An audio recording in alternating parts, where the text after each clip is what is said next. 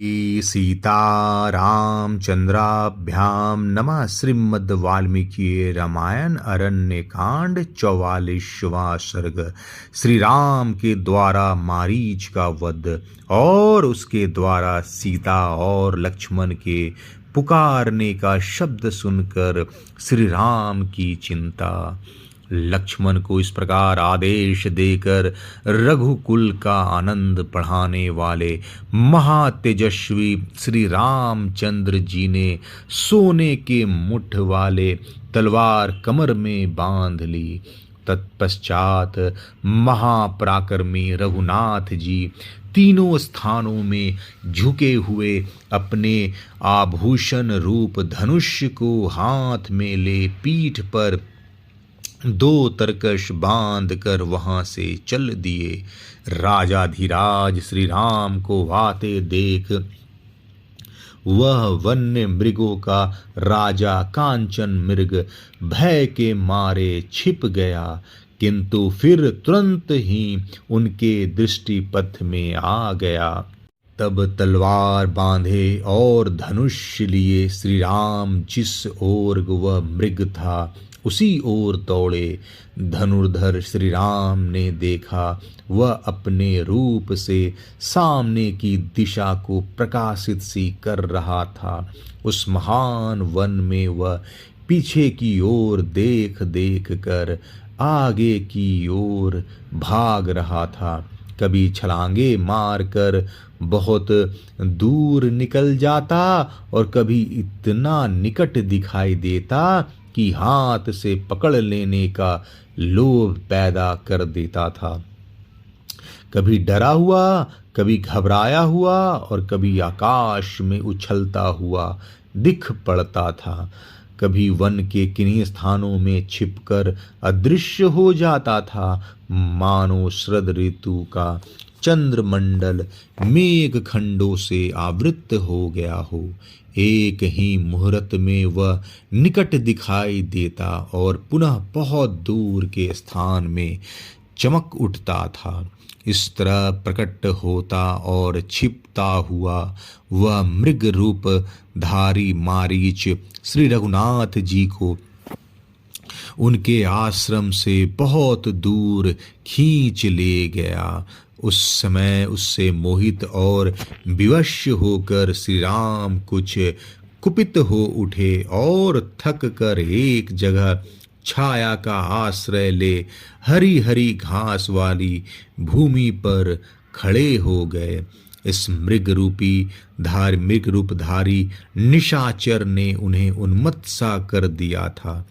थोड़े ही देर में वह दूसरे मृगों से घिरा हुआ पास ही दिखाई दिया। श्री राम मुझे पकड़ना चाहते हैं, यह देखकर वह फिर भागा और भय के मारे पुनः तत्काल ही अदृश्य हो गया। तदंतर वह पुनः दूरवर्ती वृक्ष समूह से होकर निकला। उसे देखकर महातेजस्वी श्री राम ने मार डालने का निश्चय किया।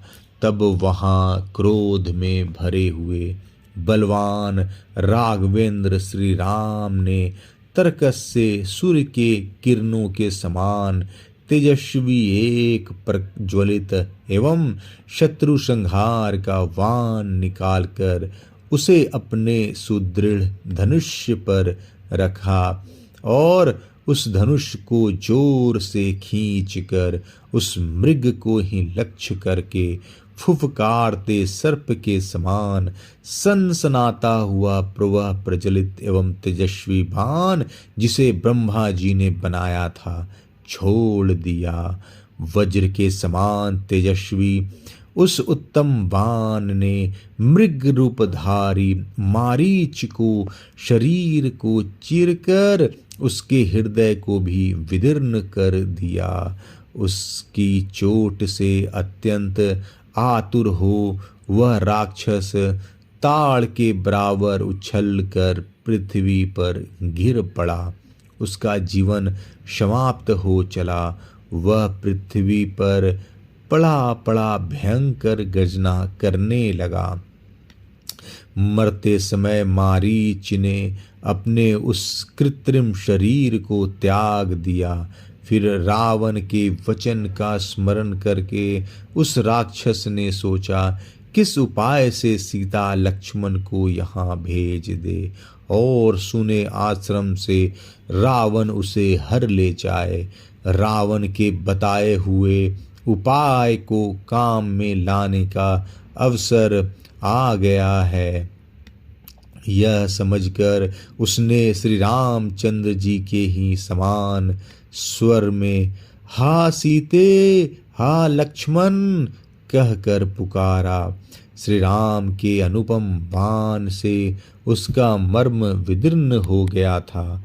अतः उस मृग रूप को त्याग कर उसने राक्षस रूप धारण कर लिया। प्राण त्याग करते समय मारीच ने अपने शरीर को बहुत बड़ा बना लिया था।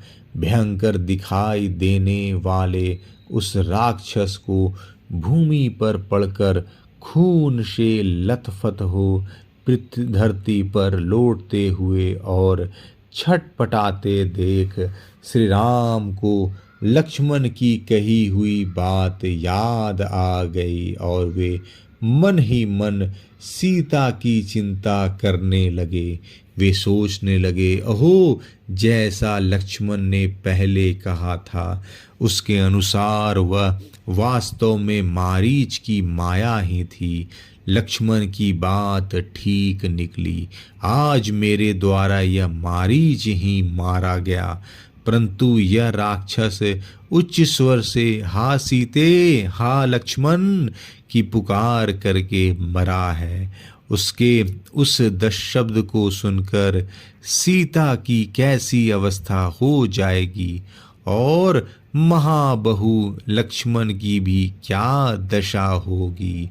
ऐसा सोचकर धर्मात्मा श्री राम के रोंगटे खड़े हो गए।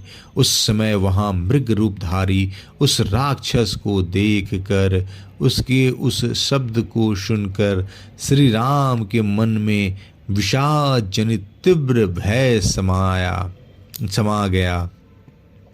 उस लोक विलक्षण मृग का वध करके तपस्वी के उपभोग में आने योग फल मूल आदि लेकर श्री राम तत्काल ही जन स्थान के निकटवर्ती पंचवटी में स्थित अपने आश्रम की ओर बड़ी उतावली के साथ चले। अरण्यकांड 44वां सर्ग समाप्त। जय श्री राम।